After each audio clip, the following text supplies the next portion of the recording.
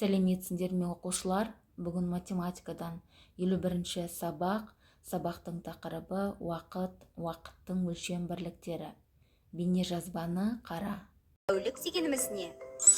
Біз жердің өз-өзімен тоқтаусыз айналып тұратынын білеміз. Ал тәулік бұл жердің өз-өзін бір айналып шығуына кететін уақыт өлшемі. Жердің күнге біресе бір жағын, біресе екінші жағын аударып тұратындығынан бізде күн мен түн бар. Тәулік осы күн мен түннің қосындысынан болатын уақыт өлшемі. Шартты түрде тәулік 4 интервалдан тұрады. Таң, күндіз, кеш және түн. Ал ресми түрде тәулік 24 бөліктен тұрады да, әр бөлігі сағат деп аталады. Сағат тәуліктің уақытын өлшеуге арналған құрылғы. Бір тәулікте 24 сағат болады. Тәуліктің басы түнгі 12-ден немесе 24:00-ден басталады да, күндізгі сағат 12-ге дейін жарты тәулік өтеді. Ал күндізгі 12-ден кейінгі сағат 13:00 немесе күндізгі сағат 1 болады. Сағат тілі түнгі 12-ге дейін немесе 24:00-ге дейін жеткенде дәл бір тәулік өтті деп есептейміз. Бірінші есеп тәулік бөліктерінің ұзақтығын біліп, кестеге жаз. Таңертеңгі уақыт сағат 6:00, сағат 12:00-ге дейін. Күндізгі уақыт сағат 12:00, сағат 18:00-ге дейін. Кешкі уақыт сағат 18:00, сағат 24:00-ге дейін. Түнгі уақыт сағат 24:00, сағат 6:00-ге дейінгі түнгі уақыт. Есіңде сақта, бір тәулікте 24 сағат бар. Ол 4 уақыт аралығына бөлінеді: таңертең, күндіз, кеш және түн. Екінші есеп апта күндері атауларының тізбегін жаз. Күнделікті күн тәртібің туралы әңгімеле. Бір аптада 7 күн бар. Аптаның бірінші күні дүйсенбі, екінші күні сейсенбі, үшінші күні сәрсенбі, төртінші күні бейсенбі, бесінші күні жұма, алтыншы күні сенбі, жетінші күні жексенбі. Үшінші есеп суретке қара. Жыл мезгілдерінің айларын ата. Бір жылда 12 ай бар. 3 айдан 4 жыл мезгіліне бөлінеді. Бірінші қыс мезгіліне желтоқсан, қаңтар, ақпан бұл қыс айлары. Наурыз, сәуір, мамыр бұл көктем айлары.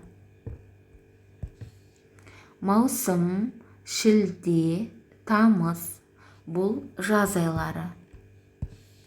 Қыркүйек, қазан, қараша бұл күз айлары.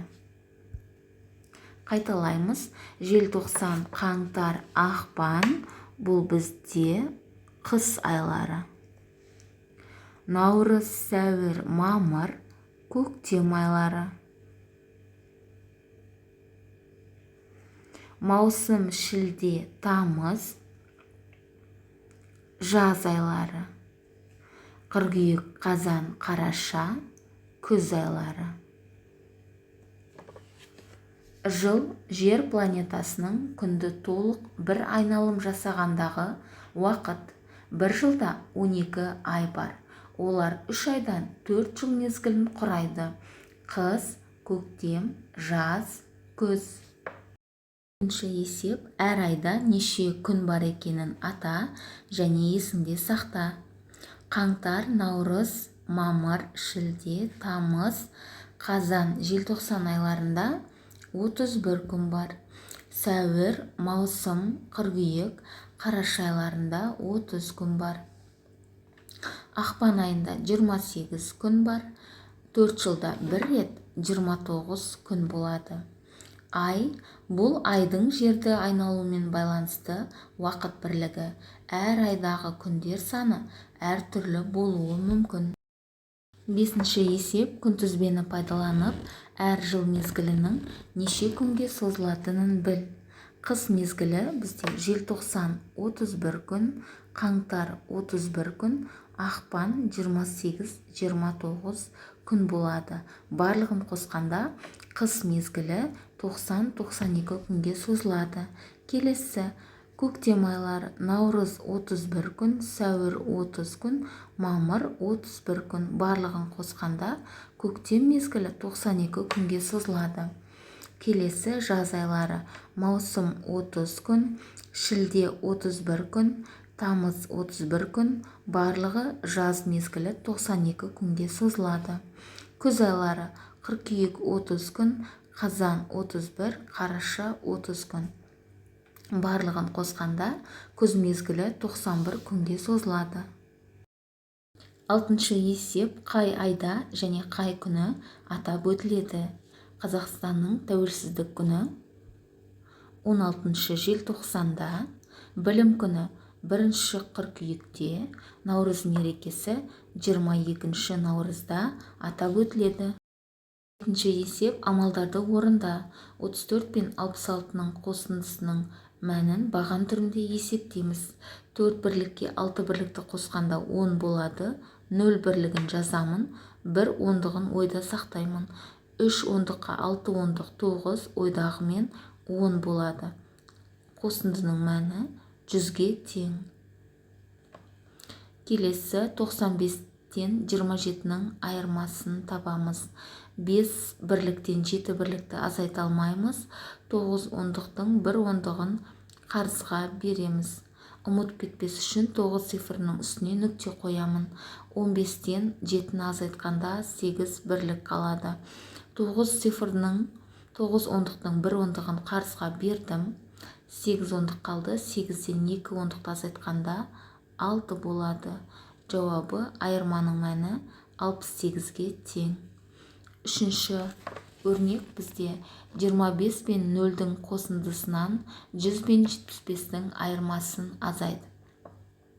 Бізде бірінші орындалатын амал қосу амалы, екінші азайту амалы, үшінші азайту амалы орындалады. 25-ке 0-ді қосқанда 5 бірлікке 0 бірлік 5 болады. 2 ондықтың өзі жазылады. 25 болды. Екінші амалды орындаймыз. 100-ден 75-ті азайтамыз. 0-ден 5-ті азайта алмаймын, сондықтан 1 жүздіктің 1 ондығын қарызға беремін. Ұмытып кетпес үшін 1 және 0 цифрының үстіне нүкте қоямын. 10-нан 5-ті азайтамын, 5 бірлік қалады.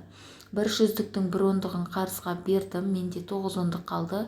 9 ондықтан 7 ондықты азайтқанда 2 ондық қалады. Жауабы 25-ке тең. Енді шыққан нәтижелерді азайтамын. 25-тен 25-ті азайтқанда 0 болады. Айырманың мәні 0-ге тең. 8-ші есеп бос орынға тиісті санды қой. 12 ай 1 жылға тең. 1 тәулік ол бізде 1 күн. 1 күн 24 сағатқа тең. 2 апта тәулік бізде күн. 1 аптада 7 күн бар, демек 7 тәулік бар. 2 аптада 14 күн болады, 14 тәулік болады. 1 жылда 12 ай бар, 2 жылда 24 ай болады. 60 минут 1 сағатқа тең. 26 сағат ол 1 тәулік 2 сағатты білдіреді. 9-шы есеп үй жұмысы. Отбасы мүшелерінің туған айын, күнін және жасын кесте құрып жаз. Менің отбасым: әкем туылған күні 27-сі, айы ақпан, жасы 42-де. Анам туылған күні 22-сі, айы, туылған айы наурыз, жасы 39-да. Ағамның туылған күні бесі, туылған айы мамыр, жасы 13-те. Менің туылған күнім 8-і, айы тамыз айында, жасым 8-де. Інімнің туылған күні 7-де, туылған айы қараша, жасы 6-да. 10-шы есеп берілген уақыттар тәуліктің қай бөлігі екенін ата және басқаша жазып көрсет. 15 сағат күндізгі уақыт, 21 сағат кешкі уақыт, 12 сағат 30 минут күндізгі уақыт, 20 сағат 10 минут кешкі уақыт, 23 сағат 15 минут кешкі уақыт. Балалар, осымен бүгінгі біздің сабағымыз аяқталды. Сабақ ұнаса каналға жазылып, лайк басуды ұмытпаймыз.